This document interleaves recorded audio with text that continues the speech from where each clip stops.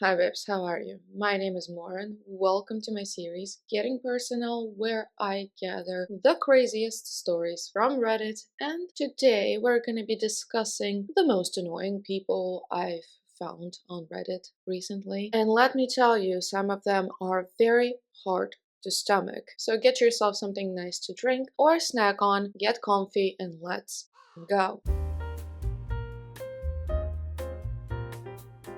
So the first story I have for you today is, am I the asshole for considering breaking up with my boyfriend because he didn't let me order a rice bowl? Hey Reddit, I really need some outside perspective here because I'm feeling incredibly confused and upset, and I don't know if I'm overreacting or if my feelings are valid. My boyfriend and I have been together for 4 years, and while I love him, I'm starting to seriously question our relationship, especially after an incident today. Today, around 5 p.m., I told my boyfriend I was hungry. We were at a restaurant and I wanted to order a rice bowl. He explicitly told me it was too early to eat dinner and that I shouldn't make my stomach full. Instead, he suggested I order a dessert, so I did, unwillingly, a chocolate cake. I was confused and upset, but before the waiter even came, he told me to get the cake. When the waiter left, he suddenly offered to order the rice bowl for me. I refused. Why? Because I knew if I couldn't finish both the cake and the rice bowl, he'd absolutely throw it back in my face later about wasting food. This isn't an isolated incident. He's super conscious about sugar and salt, and honestly, it feels like he's constantly policing my eating. I love cooking, and food is something that genuinely makes me happy. He would always say, I eat to survive, but for me, it matters that I enjoy my food and see it as an enjoyable part of my day. I cook most of our meals, and as an Asian person, I use a lot of seasonings and sauces. He makes me feel guilty about it, scrutinizing everything I put in. Well, I admit I'm not the healthiest eater. It's gotten to the point where I feel guilty about eating anything and completely restrained. He even comments on food I buy for myself outside of our shared meals, like if I send him a picture of a sweet drink I ordered at work. He occasionally cooks, but he mostly prefers that I serve and take care of him, especially when it comes to cooking. I've read posts about similar situations, and it makes me wonder if his control over my food choices is just going to get worse. Is this actually a form of manipulation?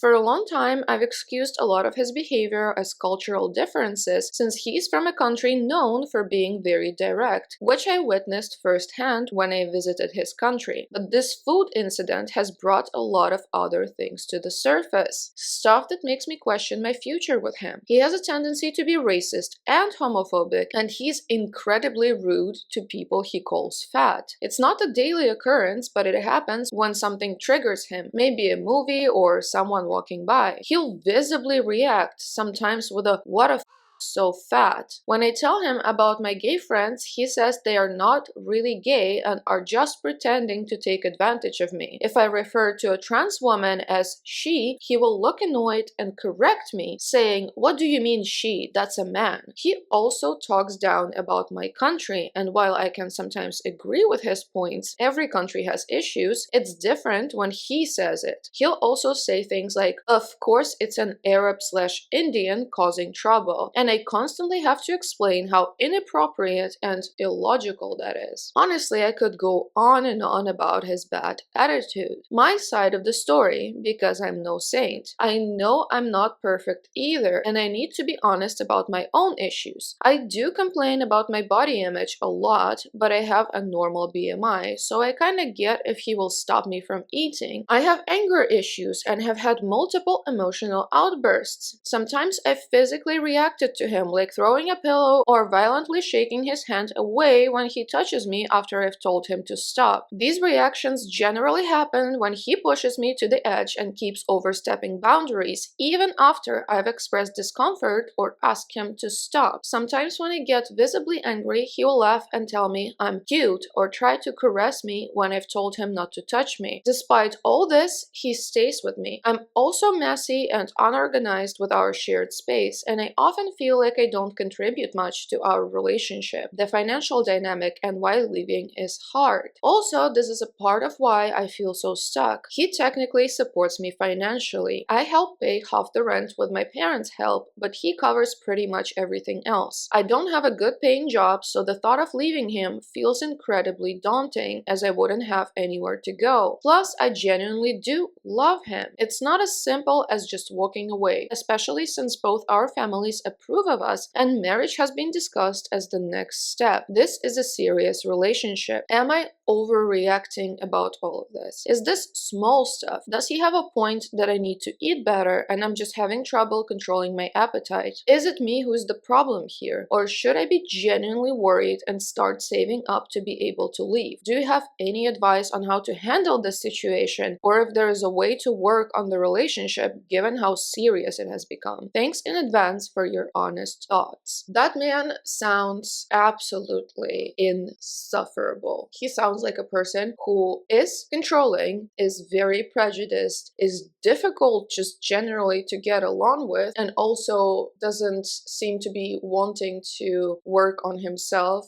to get along with you better. So imagine being stuck with that your whole life. Would you want that? I kind of feel like nobody would. You already feel judged. You already feel guilty about everything you eat, and the part about like your perspective just shows how much he already gaslit you into thinking that he's being insufferable, but you're no saint either. And the most awful part about that is that you go, I have body image issues, so maybe he's right to control what I'm eating. No, nobody is right to control anybody else's eating but their own unless they were explicitly asked to do so. All of this is just testing your boundaries to see how far he can go with it. And once again, this whole situation with the rice bowl is not just the rice bowl, because it just shows like horrible character of he first makes you do what you didn't want to do in the first place just to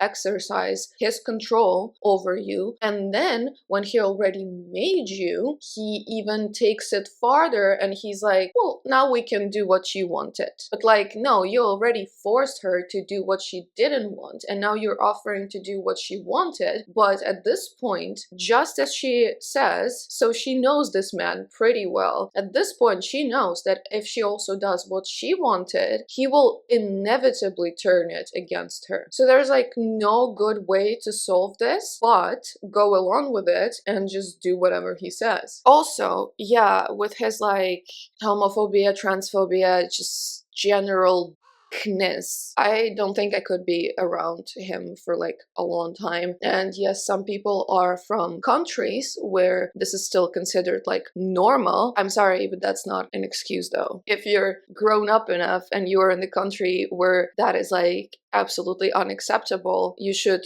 educate yourself. And it just really upset me in the part where you're like, oh, I have anger issues and violent outbursts when like I threw a pillow at him and like swatted his hand away. But then you go to say that it happened already when he disrespected your boundaries. That's not violent outbursts. It's literally you trying to defend yourself against a person who's been repeatedly asked not to do this, and then they decide that they can do this. And when you lose your finally, because they will not stop touching you or bothering you, they turn it around on you and being like, you're a crazy, you're violent and abusive and terrible. But like, he caused this in the first place. Like, you should not keep touching or bothering or escalating a person when they asked you not to. So yeah, no, leave please, because it's not likely to get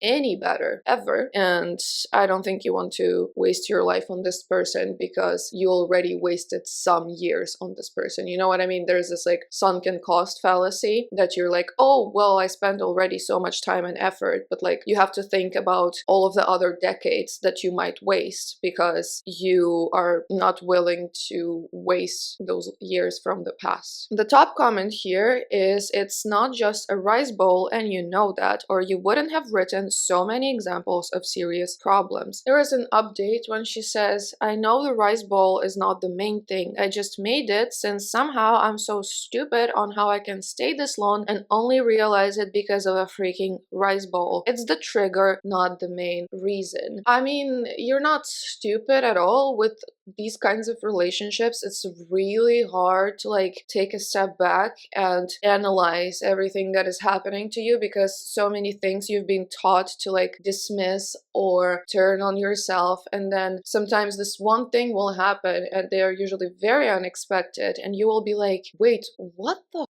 am I still doing here? I remember there was this one time with my abusive ex when we were about to have dinner and everything was already on the table and I was like waiting for him to finish his game, but I've just been sitting there for like 10, 15, 20 minutes with him going, yeah, just one more minute, I need to finish this. And I'm just sitting there starving, looking at that food in front of me that is going cold and just getting angrier and angrier. And I do have my own like issues with food because of an eating disorder, but like I don't think anyone would be happy to just sit there and wait for indefinite time when they're starving, right? And when I finally snapped, I was like, you said you're gonna finish like 15 times now, just without even turning from the computer. He goes, I bought you this food, so shut the up and you will be waiting as long as you have to. And you know, it was not like out of the ordinary. That was like a kind of a norm. I just always used to, you know, kind of find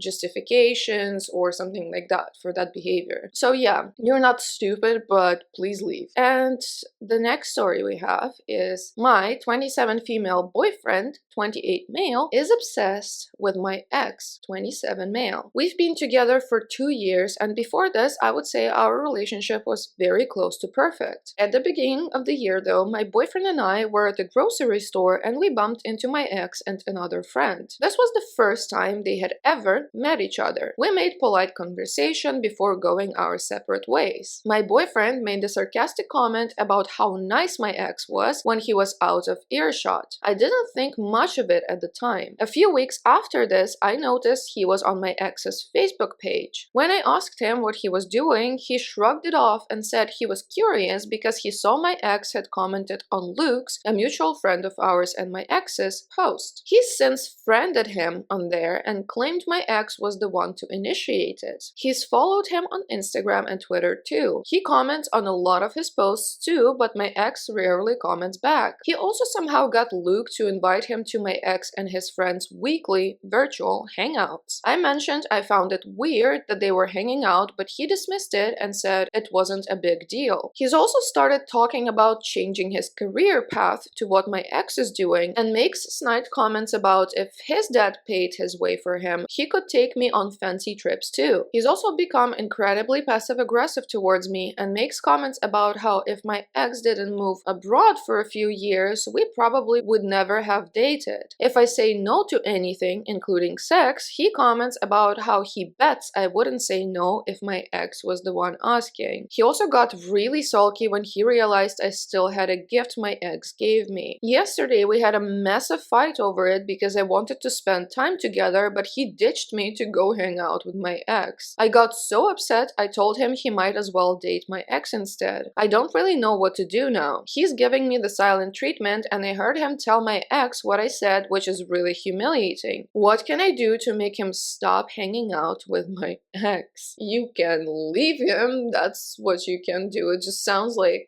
he is jealous of your ex and is hanging out with him as a way to like keep an eye on him and keep finding reasons to like make fun of him or feel better about himself. But then at the same time, you know, he finds a lot of these other points where he's like, oh, maybe I'm worse than him, so it makes him even more jealous. And then this is just a vicious loop he's stuck in, and this is just seriously unhinged. He sounds also annoying. And the top comment in this post is just gold. If you want to be so much like my ex, I will just break up with you too, which is the best way anyone could have put it. And then 3 months later, an update. After my last post, I tried to take the advice in the comments and suggested couples counseling, and I asked my boyfriend to cut off my ex, but he got angry at me again. He claimed I was the one who needed therapy because I had jealousy issues and that my ex was one of his good buddies and I couldn't dictate who he was friends with. Then, a week later, he had another hangout with my ex and his friends where he proceeded to very loudly tell them how I was so insecure and I was trying to tell him who he could speak to. My ex and Luke had to tell him to stop, which he didn't like at all. I should have just broken up with him at that point, but I was stupid and still clinging to the hope of my boyfriend going back to how he was. After this happened, my boyfriend was constantly making jabs at my ex and Luke, but then he would still contact them and pretend to be friends with them. Then he became super interested in what my sex life was like with my ex. He was constantly asking me who was better between the two of them, and he would ask me if I had done this or that with my ex. I kept telling him I didn't want to talk about it and to stop asking me. I then find out from my ex and Luke that he had been asking my ex directly the same questions and that he had been bragging about our sex life to his friends. My ex said he was telling me because my boyfriend made a comment about loaning me to my ex if he ever felt like recreating old times. That was the final straw for me, and I broke up with him and moved out. My now ex-boyfriend didn't take the breakup well, and he went on a smear campaign. He even contacted my family and my ex's family to tell them we were apparently having an affair and that he had no choice but to break up with me. It's been almost a month since we broke up, and he keeps getting new numbers to text and call me. Deep down, I think I knew this would be how things ended. I'm sad about the relationship I thought we had ending, but now that I've had space away from my ex-boyfriend, I feel much better, and it's like a huge weight has been lifted from my shoulders. There is a relevant comment. Was this whole ordeal completely out of the ordinary, or was he a little nutty before? Honestly, sounds like mental illness. And the OP goes, it was out of the ordinary. I didn't notice any red flags before this. And I genuinely have to say it does sound like a mental illness to me as well, especially since the OP says it was like completely out of the ordinary and he was overall normal except for this one thing and this episode with the ex. It just doesn't sound like this person is okay. Good for you that you actually finally left, but like seriously loaning you to your ex, like the though I don't know why I'm surprised as well, because my ex had these like closest two friends and they're like schoolmates, you know, so they've known each other forever. And before I started dating my ex, I like separately kinda went out on a few dates with his close friends without even knowing the ex before that. And it never went anywhere, so it was like not a big deal. And then when I started dating my ex, I found out that they're friends and I was like, that's not great, but also whatever, like nobody cares. And then the third friend in their group at some point just very casually slipped in a joke, oh, you know, you already dated 2 out of 3, so I'm just waiting my turn. And they all kind of like stood there and laughed, and I was just like, what? The things people will say out loud casually are insane, just insane. But yeah, good for you that you left. And I actually really love that Luke and your ex stood up for you and that your ex reached out and told you, because enough is enough, and this is just crossing all of the possible boundaries and just sanity lines. So yeah, let's move to the next story. Am I for telling my daughter to get over herself? My husband said to post this here because he likes to read the sub and thinks people here give good opinions. I'm 50 female, daughter is 26 female. She's getting a PhD and is the first in our family to go to college, let alone grad school. We were talking on FaceTime and she mentioned she was meeting with an advisor to talk about submitting an application for a grant to go to Germany for 2 weeks in the summer. I said it sounded awesome him, especially since I'm half German, making her part German as well, and that I've always wanted to see Germany, so maybe I could come out with her and make it a girls' trip. She said that it's not a vacation. If I go, I'm going to be teaching and researching and networking the entire time I'm there. I said she can do that during the weekdays and we can go out to dinner in the evenings and then go sightseeing on the weekends. She said it's already a very cramped amount of time, 2 weeks in Europe cramped, and that she wants to spend her free time networking with other academics there and making connections at the university. I said I'm happy to also meet the academics, and she said it wouldn't work like that and she'd look childish bringing a parent to all of the events with her. At this point, I was feeling completely tossed aside, like I'm not good enough to be around her academic life and academic friends, like she would be embarrassed to have me around. So I said, you need to get over yourself and quick, because all of these academics aren't going to be the only people you meet, and not everyone loves her unconditionally to put up with such annoying and elitist talk. She just said okay and hung up. My husband was upset with me because now she's being short with us, but I know he's also annoyed at her constantly going to all these research trips and conventions. A Hawaii trip, a Seattle trip, a DC trip, and whenever we say we want to come with her and we're not even expecting to be paid for, we'd pay for it ourselves, she says she won't have time, completely blowing us off. So since my husband apparently now thinks I'm an asshole and my daughter clearly does, I figured I'd ask here. This pissed me off so hard I don't even want to talk about it too much, because Jesus, how annoying are you? Literally, wow. I feel terrible for your daughter. You just sound insufferable. What do you not understand about work trips? Anyone who tries to tag along with people on work trips need to kind of, I don't know, reconsider or get a reality check or something, because usually people on work, fellowship, study trips, they don't have time to entertain you, and to them it's not supposed to be entertaining. And for PhD candidates especially, like, it's not a cakewalk, it's not a party, and she's gonna be way too tired to be your clown in the evening after she spent all this time during the day working and teaching and doing research. And yes, she's gonna be networking. And it also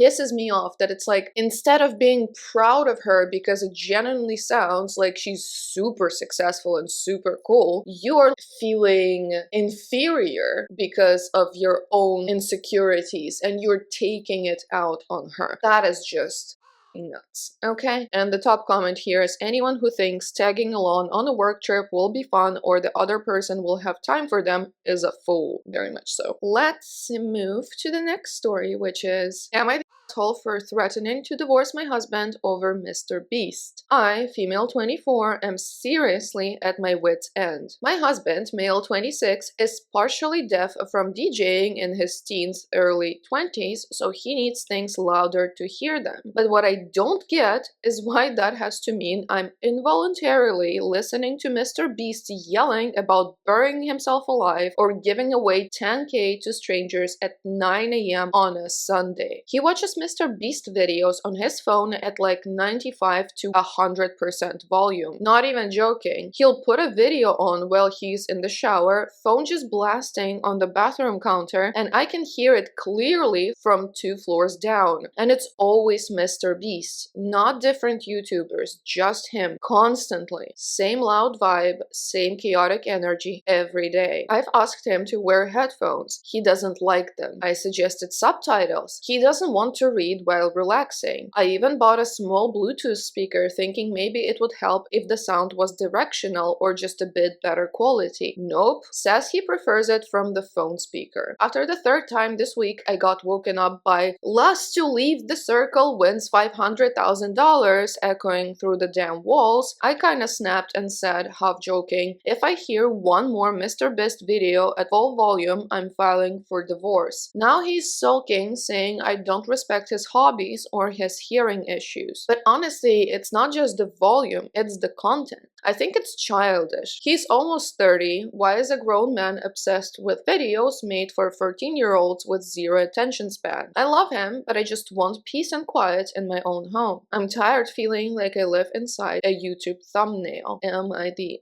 Oh, no. At this point, I would not be jokingly saying I'm filing for a divorce if I hear one more MrBeast video. It's not that you don't respect his hobbies or his hearing issues. He doesn't respect your life whatsoever. He doesn't respect your sleep. He doesn't respect your shared space. And I don't think he understands the concept of shared. He refuses to compromise. He refuses to consider you as a living being with their own life. So he's just like, yeah, I'm gonna blast this 24/7 regardless of what you're doing, like if you're sleeping or not. This would have driven me to murder, I think. The top comment here is, since he doesn't like headphones, last solution is hearing aids. Also, by the way, a fair point. I do hope they figured this out somehow, because this is unhinged. Like, I don't think I would be able to live there. Best of luck to her, and we're moving on to the next story. Am I the asshole for telling my father-in-law he can't hump the floor at my house or in my presence? Yes, hump the floor. Crazy title, and I wish it weren't true, but here we are. Unfortunately, I'm asking because I'm possibly in a state of being gaslit, or I actually can't take a joke and I can't see it. My father-in-law, late 50s, is known for being very playful. Goofy, some would even say. Well, him, my mother-in-law, late 50s, and 3 sibling-in-laws, 20 male and 27 male, 28 female, married couple, came to stay with my husband and I at our home, 28 female, 30 male, and to see our new little one, 7 months. Well, little one was put to bed and we were all in the living room area hanging out, doing stretches, just casually talking, when father-in-law decided it would be funny to start humping the ground out of nowhere. And unfortunately, it was directly in front of me, not mother-in-law. Mother-in-law and I looked at each other in shock while his children all laughed and chuckled. Father-in-law made it clear that the gesture was meant for his wife despite it being directly in front of me, with eye contact. So we dropped it. The night passed, they left town, and after a few days of not being able to shake the image in my head, I decided to talk with my husband about how uncomfortable it made me, along with other sexual jokes he makes about us all being married and etc. There's been this big divide now on how I'm always ruining the fun, how it was just a joke and not a sexual gesture, and how I'll always find a problem when my husband's family is in town. His family thinks this. However, when I speak with my mom, sister, cousins, and anyone on my side of the world, they see his jokes and gestures as totally inappropriate. My father-in-law tried to make the point that I've done TikTok dances in his home with the other sibling-in-laws and my husband, and he's never felt uncomfortable because he knows they're harmless, and that it's not fair for me to judge him about this versus knowing his intent, which was to just make a joke. My point is, even though I'm not on TikTok and don't post videos, everything I've done is postable. Him slow stroking the ground is not. My husband got mad at me for not seeing it as a joke, and so did the other married siblings who were in the room that were raised by father-in-law. So, am I the for saying that my father-in-law humping the floor in my home/presence made me uncomfortable and drawing that boundary? I genuinely would appreciate feedback because I plan to have another conversation soon, and I want to know that I'm coming into the conversation grounded in reality. One of the things I cannot stand in this world are people who are not funny, but they think they are, and they're desperately trying to be by any means possible because, well, they're just very hard to be around, at least for me. In this case, please somebody explain to me and the OP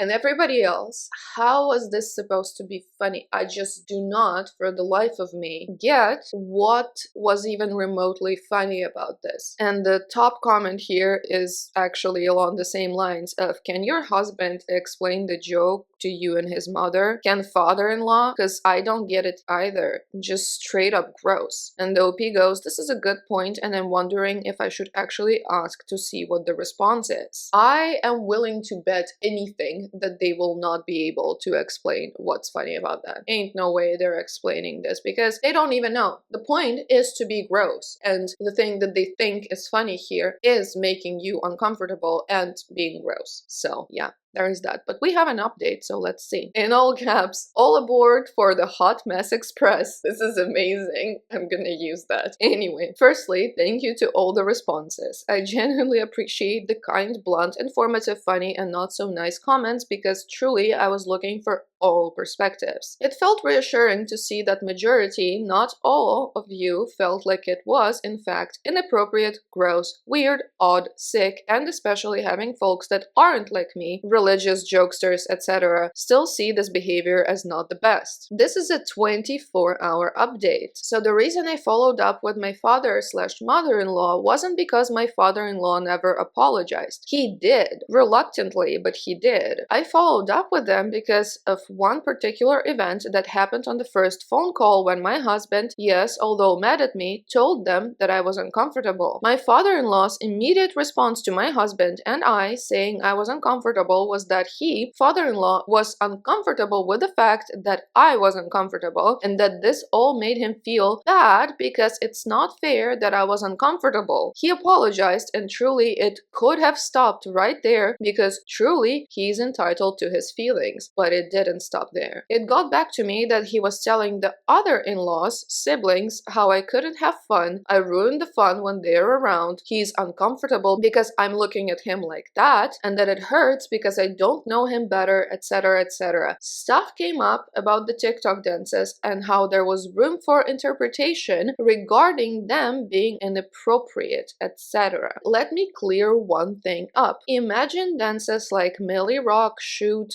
Doogie, 2000s hip-hop. Imagine church dances that you see in African American culture since we're religious, like shouting, praising. That there was no twerking, jiving, or gyrating. There were maybe 6, max 8 videos and half of them were religious oriented. Nothing seductive, fully clothed, very appropriate. And actually there hasn't been a video of me dancing nor have I danced there in maybe the last 2-3 years. So let's just place that there. Okay, him feeling upset wasn't a problem. It was the talking to the in-laws and word getting back to me and me being questioned about why I can't enjoy the moments and the jokes. It was the why can't you be happy around them. I explained that our beliefs and values don't align with my brother-in-law's, which is who came to me. But for me, this meant one thing clearly. I can't say I'm uncomfortable and that simply be received. All of the side talk, brother-in-law confirmed, showed me one thing. There clearly was tension and ill things being spoken, so my husband suggested I speak with my in-laws versus immediately separating myself. Maybe there was a misunderstanding. Let's just talk it out and see. How did that conversation go? As you would expect, terrible. My in-laws were incredibly irate and yelled majority of the time. The part that hurt them the most was me talking to my mother, who's also a part of the church community. Talking to her meant that I, in their words, exposed him, and now she sees father-in-law in a different light. Their words. One part of the conversation sounded like this. Father-in-law, how would you feel if I told folks you were a prostitute? Me, I would feel like that's a lie. Him, exactly, that's how I feel. Her, except I didn't lie about anything. I just told my mom the fact and how it made me feel. Mother-in-law, well, OP doesn't feel like she lied, so she doesn't understand. Me, where was the lie? I only told the facts. Father-in-law, but OP, you made me look bad. Mother-in-law, you have now showed him in a different light and that doesn't show his character. He has a good heart. A lot of our conversation sounded like that. I'm also realizing a lot of the conversation was rooted in bullying, and that's the nice way of me saying it. Some of the comments sounded like, we can joke with all our married friends and married children about sexual conversation, but we see we can't do that with you, coming from mother-in-law. We just can't make any jokes around you, so I guess we probably need to be careful with how we talk. I don't know how I'll act around you now. Also mother-in-law, what you did was bad, and you shouldn't have told your family. That comes from father-in-law. To this point, all they know is that I talked to my mom. And what's interesting about this is that when I asked who should I have spoken to about my discomfort, the response was, well, we're not saying who you can talk to, but you shouldn't have told anybody about this. You could have come talk to mother-in-law. I told them I wasn't safe to talk to mother-in-law because of what I'm seeing in real time with the conversation we're having. Reddit readers, when I say it was a bunch of yelling and insulting, saying don't be dumb, what you did is bad, etc. I'm not kidding. I told them in the future I hope the in-laws, their children's spouses, can come to them when something makes them uncomfortable and it be received. They said, aren't you being received now? And I said, no, I'm being met with screaming, insults, threat of being cut off. Father-in-law said this, and that this is emotionally unsafe. I said that evenly, while father-in-law only got angrier. He explained that he's the adult and then I should listen, and that's my problem. I shouldn't have talked to anyone. It made him look bad. He said that he doesn't want to talk to me and will move differently with me. He no longer wants to come over to our home, thank the heavens. He yelled these things, and when I asked him to stop yelling, he said, no, I'm mad. When I asked, could he stop insulting me, he said, no, maybe we don't need to talk. I said, you're right, we don't if we can't respect each other. He said, OP, you need to respect me. We ended the call with him repeating, leave me alone, and crying very hard while yelling. I'm not kidding. Now, let me say this. I never raised my voice, insulted, or talked over anyone because I've seen this with my other sister-in-law, married into the family like me. It's easy to feel provoked and get into a screaming match, but when you're cool as a cucumber emotionally, that sends them over the edge, and that's what happened. And fortunately, I documented the conversation for proof. How did it end? Father-in-law kept repeating, OP, leave me alone, leave me alone, leave me alone, and I told him he's an autonomous being and that he's able to hang up the phone anytime he wants. So, after saying leave me alone at least 4 to 5 times, he hung up. They called my husband, who was not present for this conversation and didn't want to be, and simply told him the conversation was rough, or at least that's what he told me, and I could tell the conversation lasted less than 10 minutes. My husband was overwhelmed with everything, and honestly, I think some of you were spot on. He named the joke, sexual gesture humping the ground, as inappropriate with me privately, but when he heard himself after I reconfirmed, he said, no, you, OP,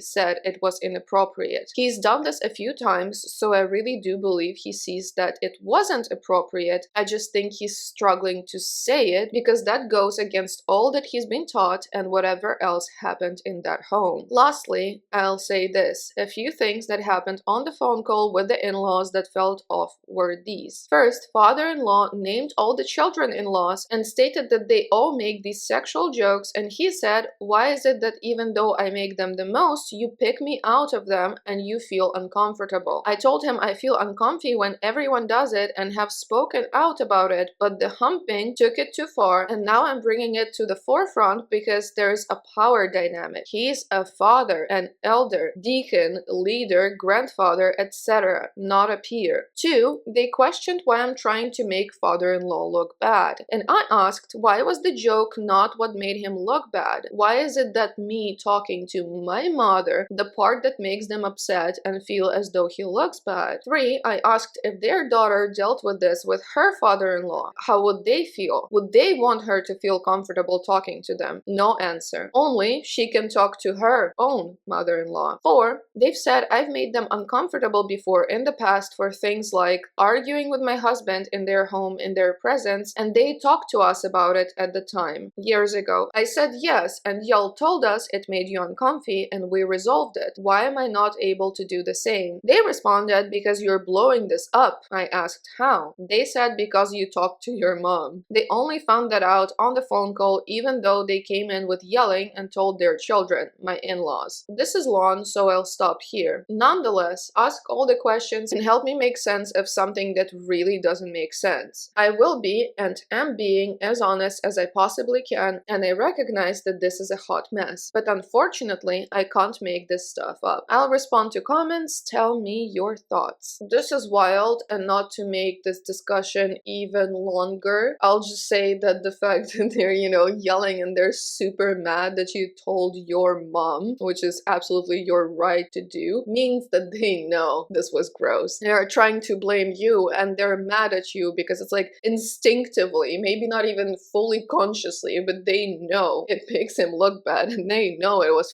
weird. It's just like they refuse to admit it and they would rather blame anyone else, which in this case is you, for making him feel bad. I love when people are being unhinged and weird and gross and then they'll be like, you made me look bad by telling someone else. But it's like, maybe don't behave like that and you won't look bad. Problem solved. Let's take a look at the last story I have for you today. Am I the asshole for excluding my brother from my wedding because of his fun facts? I have an older brother, David, 41. David has boundary issues and was in the learning disability classes. My parents never let him out of the home. He has a very rough personality, and because he was never allowed to work or do anything, in his 40s he doesn't have friends. He still dominates the conversation at every holiday with fun facts and goes off on those and doesn't realize no one is listening. My other siblings and I just really don't like David because my parents let him do whatever and just dominate whatever social settings we're in. My older sister eloped because of David and my mom trying to find David a place at her wedding. I'm getting married to Mel and my youngest brother, Nick, is my best man. My sister, who is close to Mel, is in the bridal party. Her husband is one of my best men and their son is a ring bearer. My wife wants a real wedding and not be forced to elope like my sister did. David has no place. He's not going to be invited because the first thing he did was insult the ring I got for Mel with his fun facts about how diamonds are worthless and do not resell well. I should have got her a second-hand engagement ring or a colored stone engagement ring. We then got a history on engagement rings and marriage tradition. We tried shutting him up, but he wouldn't, and my mom said, let the professor talk. Even at 40, she thinks my brother's fun facts are cute. This put a hard no on Mel's stance that my brother can't come to the wedding. If my parents defend him even once, they are not coming. She's not having no wedding like my sister, and it's time for David to be put in his place. Mom called and asked about wedding planning, and I told her she wasn't involved after what happened to my sister wedding dress shopping. Mom brought David, who told everyone his fun facts about wedding dress history. That's when my sister decided to elope. I told my mom if she and dad wanted to come to the wedding as guests, they can, but David isn't invited. Mom didn't talk for a while. I think she started crying because my dad took over the phone call. I told him what upset mom and said David isn't invited and mom can't be trusted to be involved in wedding planning without David tagging along. Dad said he doesn't understand why we all hate David, and I told him what is wrong with his fun facts. My dad said the boy likes to talk and there is no harm in it. I told my dad that's the thing. There is harm in David's fun facts, and now no one wants to be around him. Dad started arguing, saying stuff in defense of David, and I told Dad we are at a stalemate and I guess all three of you won't be coming to the wedding. I'm sorry, but that's how it is. I ended the conversation with my dad, and my mom has been upset, texting like a crazy person to everybody about how we all need to understand David. Mel feels like the whole thing is why I can't invite David or my parents. I agree that they can't even be trusted to come to my wedding without sneaking